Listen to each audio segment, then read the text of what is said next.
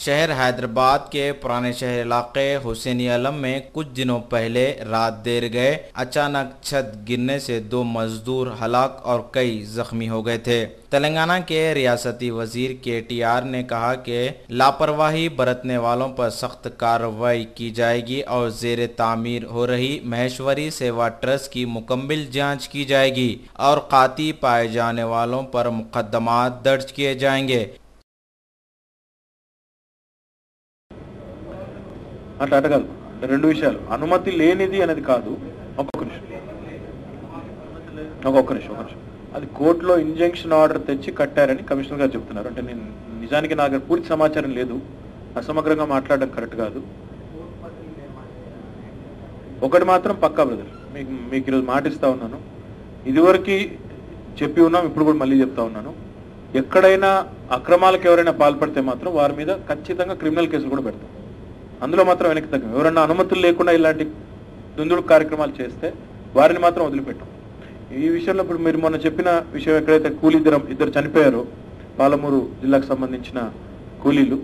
criminal కేసులు పెట్టడమే కాదు వారిని మాత్రం వదిలిపెట్టాం అనుమతులు లేకపోతే మాత్రం వారిని ఎంత పెద్ద వాళ్ళైనా ఎంత పెద్ద బిల్డర్ అయినా ఎవరైనా కూడా వదిలిపెట్టే సమస్య మాత్రం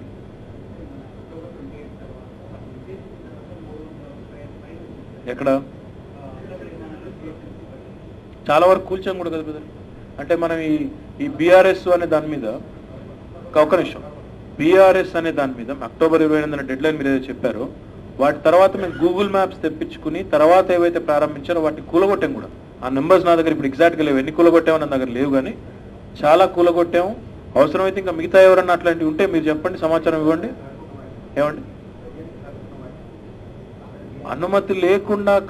కడుతున్న వాటిని ఖచ్చితంగా చాలా కూలగొట్టాము ఏమో అక్టోబర్ 28 వరకు జరిగిన నిర్మాణాలకు మాత్రమే అవకాశం ఉంది బీఆర్ఎస్ తదనంతరం ఎవరైనా ఒక నిమిషం తదనంతరం ఎవరైనా ప్రారంభించి ఉంటే అవి అక్రమం కిందనే లెక్క కాబట్టి అట్లాంటి వాటి విషయంలో ఎలాంటి దయ కానీ దాక్షిణ్యం కానీ లేకుండా నిర్దయగా కూల్చేస్తాం ఇప్పటికే చెప్పాము ఆదేశాలు ఇచ్చి ఉన్నాం